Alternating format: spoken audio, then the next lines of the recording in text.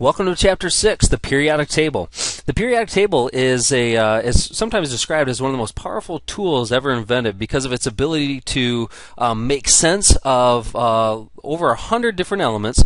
It's able to predict properties. In the early days, it was able to predict properties of elements that had yet to be discovered. And so this whole chapter is about how the periodic table came into existence, what types of properties it predicts, how this whole thing is arranged. Okay, so let's go ahead and start in with 6.1, organizing the elements, and we're going to go through a history of the development of the periodic table. All right, we're going to start our search with a guy by the name of Johann Dobereiner in 1829. Dobereiner was looking for similar properties and similar elements, and what he found was that certain elements could be grouped into threes that he called triads. Of course, tri meaning three. And he found that in certain cases, certain elements could be grouped into threes where the middle element was an average of the other two. For example, if you take a look at the properties of sodium, potassium, and rubidium, or we can actually just go with lithium, sodium, and potassium. Sodium has properties that are somewhere halfway between lithium and potassium. Similarly, if you go over to the other side of the periodic table, chlorine, bromine, and iodine, bromine's properties are pretty much the average between chlorine and iodine. He found the same to be true when you look at calcium, strontium, and barium, three elements that you find in the second column, the alkaline earth metals of the periodic table. So with these groups of three, he was trying to organize them in such a way where he could predict different properties. All right, and that was kind of one of the first ways that people organized the elements. Fast forward a few decades to a guy by the name of John Newlands in England. He was able not to necessarily take the groups of three, he was able to take the elements in order of atomic mass and found that every 8 elements, at least for part of the periodic table, every 8 elements, properties repeated themselves. And because they repeated every 8 elements, he called it the law of octaves. Oct meaning 8, so it repeated, properties repeated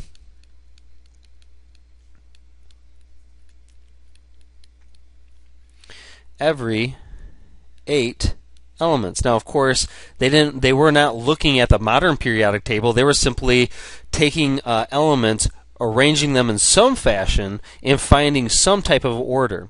And in fact, you would, in Chapter 4, have been able to take a look at how different properties were arranged. All right, scrolling down. Now, this doesn't work for all the elements, and in fact, even in the modern periodic table, it only works for the first 18 elements, 20 elements actually, and then once you get to the D block, of course, you start getting some other properties. It wasn't until 1869 with a guy by the name of Dmitry Mendeleev, a Russian chemist, he was able to put the elements in order of increasing atomic mass.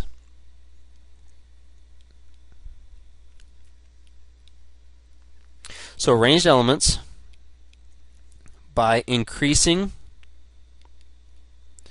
atomic mass. And so what he's able to do as he laid them out by increasing atomic mass, he found that certain chemical properties would repeat themselves every so often. In fact, that is what the term periodic means. It simply means repeating. For example, when you buy magazines, they're called periodicals. Periodicals are mailed out at regular intervals. When you study a swinging pendulum in physics class, the time it takes for one swing to occur is called the period of that pendulum. All right, so it's a regular interval. Well, with his arranged elements by increasing atomic mass, he found repeating properties.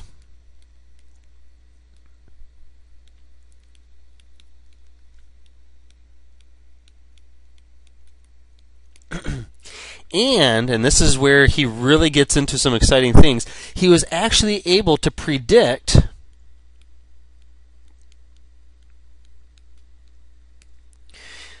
predicted the existence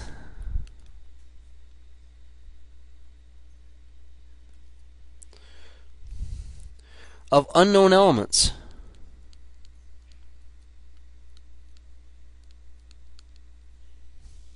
All right.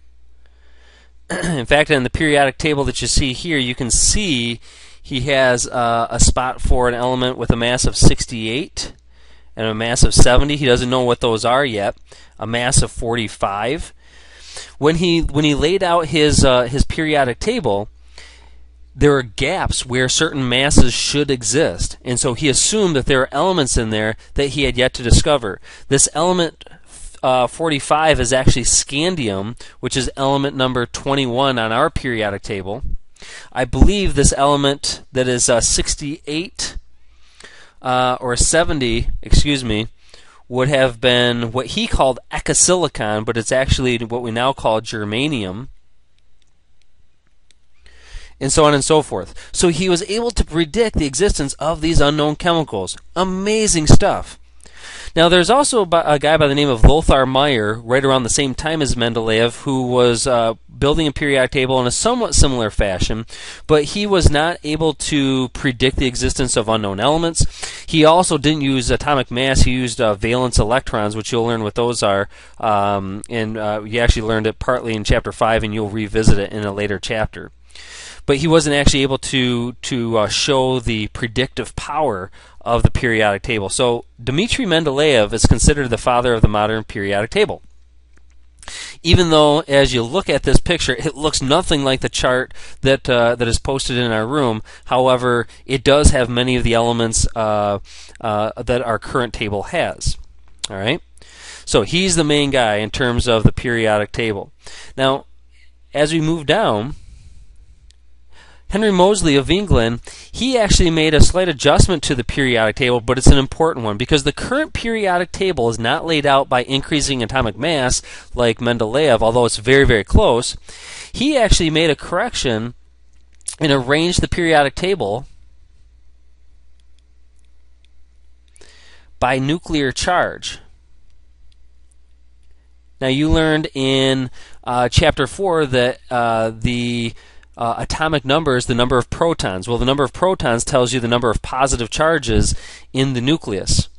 And so as you go through the periodic table, you're going to find that the atomic mass and the nuclear charge is almost the same as far as the order that they're going to be arranged, except for there are different parts where the masses do not necessarily increase. For example, if you take a look at cobalt and nickel, which are elements number 27 and 28, nickel is actually slightly less than mass than cobalt. So Mendeleev may have switched to those.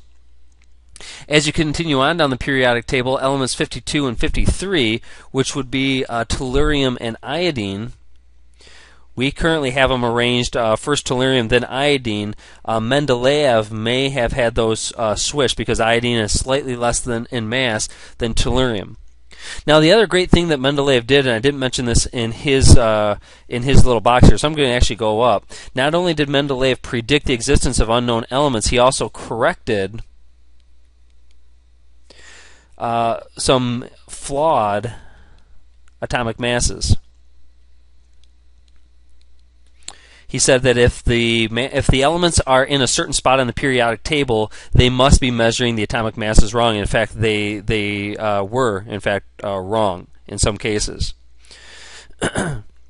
Now, finally, after we got the arrangement by nuclear charge or the number of protons, which is just a slight adjustment from what Dmitry Mendeleev came up with, a guy by the name of Glenn Seaborg had to make another large jump in the development of the table when he started synthesizing what are now called the transuranium elements. Glenn Seaborg was a chemist, I believe, out in California. I'd have to double check exactly where he worked out of. I thought it was Berkeley, but at any rate, what he did, first of all, he synthesized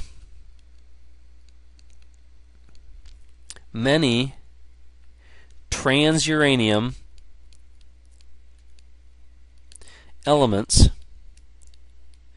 meaning that they're past uranium on the periodic table. Uranium has an atomic number of 92, and so any element that has more protons than 92 would be considered a transuranium element.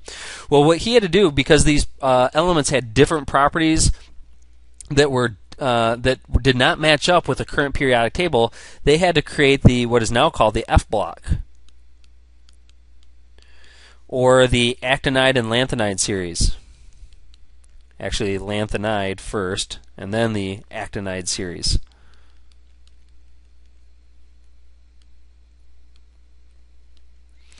All right, that block, that two row area below the periodic table is due largely due to what Glenn Seaborg discovered concerning the properties of these transuranium elements.